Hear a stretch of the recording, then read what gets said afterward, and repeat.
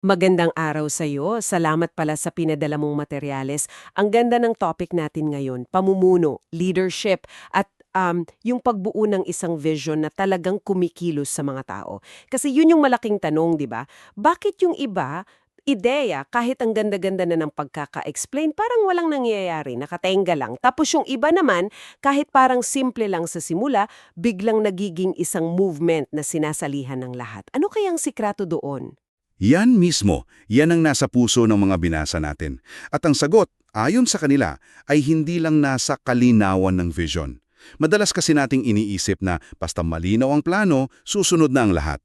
Pero ang susuriin natin ay yung pagkakaiba ng dalawang klase ng pananaw. Isa na parang utos at yung isa na parang paanyaya. Titignan natin kung bakit yung una lumilikha lang ng mga tauhan, habang yung pangalawa nagbubunga ng mga tunay na katuwang. Okay, utos versus paanya. Gusto ko 'yan. Sige, himayin na natin 'yan. Simulan natin doon sa sa karaniwang pagkakamali. Ano ba itong vision na parang utos? Ang tawag diyan sa material ay control-based vision. Ito yung mindset ng maraming leader na clarity equals buying. Yung akala nila, kapag naipaliwanag ko lang ng maigi ang plano ko, kapag nagpakita ko ng magandang flowchart o PowerPoint, Sasang-ayon na sila. oo, sasang-ayon ta sila at kikilos. Pero ang totoo, hindi pala ganon. Alam ko 'yan. Yung tipong nag-present ang CEO ng bagong 5-year plan. Malinaw naman. May metrics, may targets, pero paglabas ng meeting room, balik sa dati ang lahat. Parang hangin lang. Eksakto. Dahil ang kalinawan sa sarili niya ay lumilika lang ng tinatawag na compliance o pagsunod. Pagsunod lang. Pagsunod lang, hindi to lumilika ng commitment o yung tunay na pakikiisa. Kasi ang compliance, ginagawa mo yung isang bagay dahil kailangan. Nasa job description mo, inutos ng boss mo, o ayaw mo mapagalitan. Ang commitment, sa kabilang banda, ginagawa mo yung isang bagay dahil naniniwala ka rito. Nais mo itong mangyari. At yung halimbawa na ginamit, napaka-visual. Yung Pharaon sa Ehipto. Kung titingnan mo lang ang mga numero, grabe ang productivity niya, no? Nakapagtayo ng mga pyramids, mga templo. Successful siya in terms of output. Pero, Pero sa anong paraan? Paggamit ng latigo, paggamit ng kontrol. oo, napilitan lang ang mga tao. Tama. At yan ang hidden cost ng control-based leadership. Sa labas mukhang produktibo, pero sa loob sinisira nito ang tatlong bagay. Una, yung pagkamalikhain, creativity. Kapag puro utos lang ang natatanggap mo, hihinto ka ng mag-iisip ng mas magandang paraan. Susunod ka na lang. Tapos pangalawa siguro yung engagement, nawawalan ka ng gana. Tama. Ginagawa mo lang yung minimum na kailangan para hindi ka mapansin. Yung tinatawag na quiet quitting ngayon, di ba? Nandun yung katawan mo sa trabaho pero yung puso at isip mo wala na. Lumipad na. At ang pangatlo na konektado dyan ay yung burnout na nagkukunwaring pagiging produktibo. Akala mo, ang sisipag ng mga tao. Pero pagod na pala. Oo, pero sa totoo lang, pagod na sila. Ang vision, imbes na maging inspirasyon, nagiging isang mabigat na pasan. Isang pabigat na ipinapataw sa kanila. At ang resulta, mga taong gumagawa pero walang kagalakan. At dyan siguro yung pagkakaiba, no? Kung ang kontrol ay nag-iwan ng pusong walang laman. Ano yung alternatibo na pumupuno nito? Iyan na ba yung tinatawag sa material na mobilizing vision? Yun na nga, ang mobilizing vision o pananaw na nagpapakilos ay hindi isang blueprint na galing sa itaas. Ito ay imbitasyon. At ang pundasyon nito ay isang malalim na theological na ideya na binabanggit sa sources, ang konsepto ng Imago Dei. Na ang bawat tao ay nilikha sa imahe ng Diyos. Oo, at kung sineseryoso natin yan, ibig sabihin, kinikilala natin na ang bawat tao, kahit anong posisyon pa niya sa isang organisasyon, ay may likas na kahayahang lumikha, mag-ambang ng ideya, mag-isip ng malalim at pumili. Ang control-based vision, kumbaga, binabaliwala niya yung Imago Dei na yan. Tinitingnan nito ang mga tao bilang mga kamay lang, mga kamay na susunod sa utos. Mga robot. Parang ganon. Ang mobilizing vision sa kabilang banda, inigagalang ito. Nagaan niya ito ng partisipasyon. Parang sinasabi ng leader na hindi lang utak ho ang kailangan natin dito. Kailangan natin ang talino, ang karanasan at ang puso ng bawat isa sa inyo.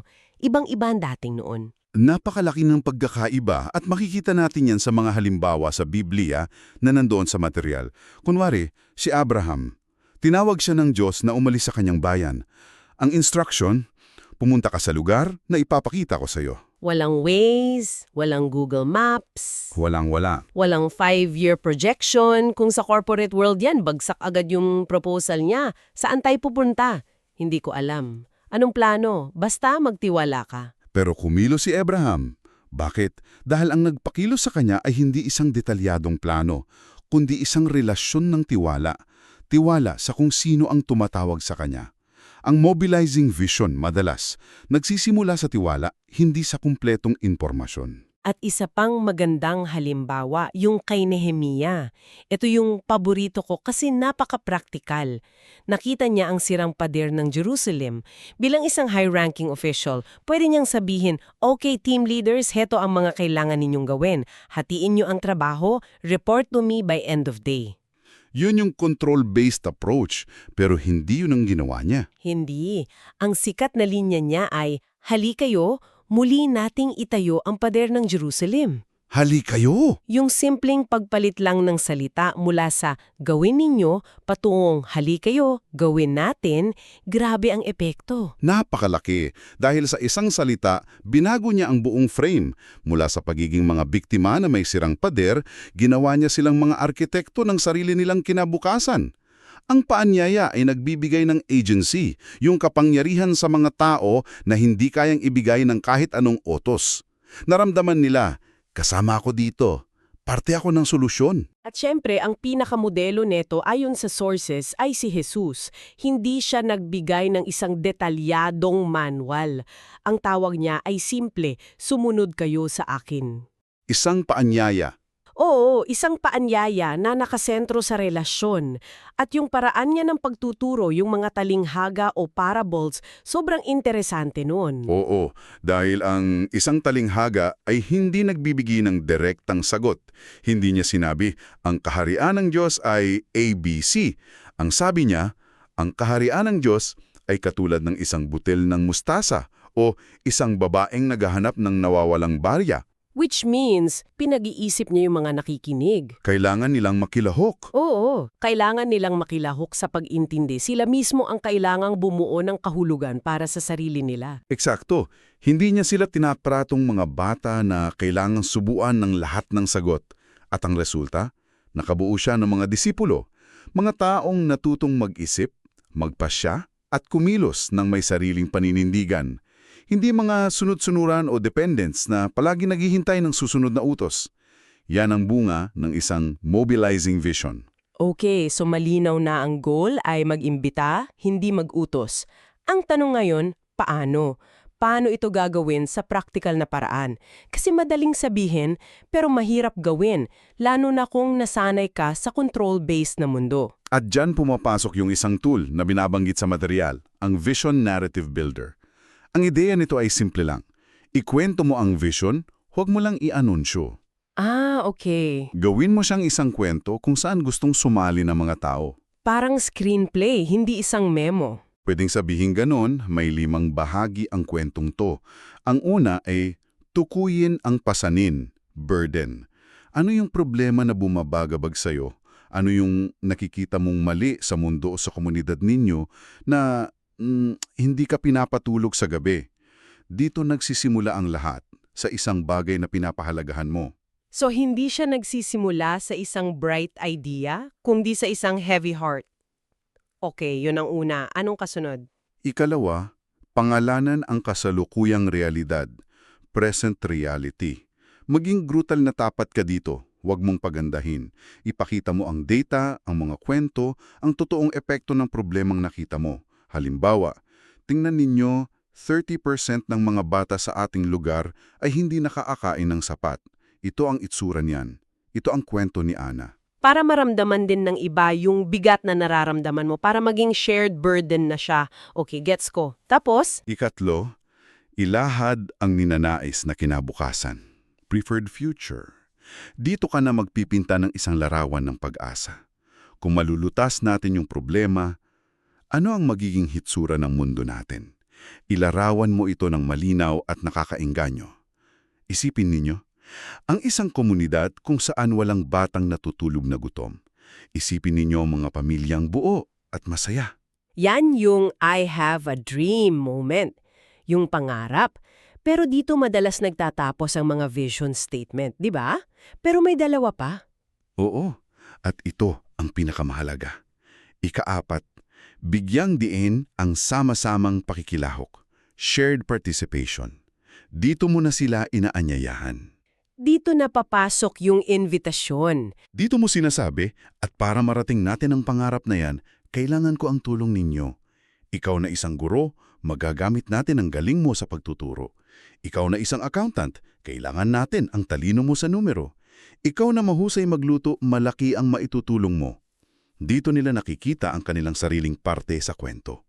So hindi na lang sila audience ng kwento, nagiging mga bida na rin sila. Tama, at ang panghuli, para sa konteksto ng material, angkla sa kasulatan, anchor in scripture. Ikinokonekta mo yung maliit na kwento ninyo sa mas malaking kwento ng Diyos. Pinapakita nito na hindi lang ito personal na ambisyon o proyekto. Ito ay pakikilahok sa ginagawa na ng Diyos sa mundo. Ang ganda! So imbes na ito ang plano ko, sundin ninyo, ang buong kwento ay may nakikita kong problema na alam kong nakikita rin ninyo, may pangarap akong kinabukasan na alam kong pangarap din ninyo, at hindi ko to kaya mag-isa. Halik kayo, gawin nating totoo ito ng sama-sama. Ganyan, ganyan. Pero may paalala yung material. Hindi sapat na may maganda kang kwento, kailangan mo ring kilalanin yung mga taong pakikinggan mo. Diyan pumapasok yung isa pang tool, ang Stakeholder Alignment Worksheet. Ano naman yon? Ito ay isang ehersisyo ng empatya. Bago mo pa man ibahagi ang iyong vision narrative, kailangan mong pag-isipan, sino-sino ba yung mga taong kailangan kong kausapin? Ano ang mga pinapahalagahan nila? Ano ang mga taot nila? Okay. Ano ang mga posibleng pagtutul nila sa ideyang ito? Kasi ang pamumuno ay hindi lang tungkol sa pagsasalita. Mas madalas, tungkol ito sa pakikinig. Magandang punto. Kasi kung hindi mo naiintindihan ng audience mo, kahit gaano kaganda ng kwento mo, maaaring hindi ito papasok sa puso nila. Para kang nagsasalita ng ibang wika. At dito na natin makikita kung bakit hindi para sa lahat ang ganitong klasing pamumuno. Sinasabi sa material na ito ay may personal cost. May bayad. Oo, may halaga na kailangang bayaran ng leader. At ano-ano yung mga yon? Una, nangangailangan ito ng kahinaan, vulnerability. Kapag nanguutos ka, nakatago ka sa likod ng iyong autoridad. Kapag nagaanyaya ka, inilalantad mo ang puso mo. Pwede kang tanggihan. Oo, pwede kang tanggihan, pwede kang questionin, pwede kang pagtawanan. Kailangan mo ng tapang para maging vulnerable. Totoo yan.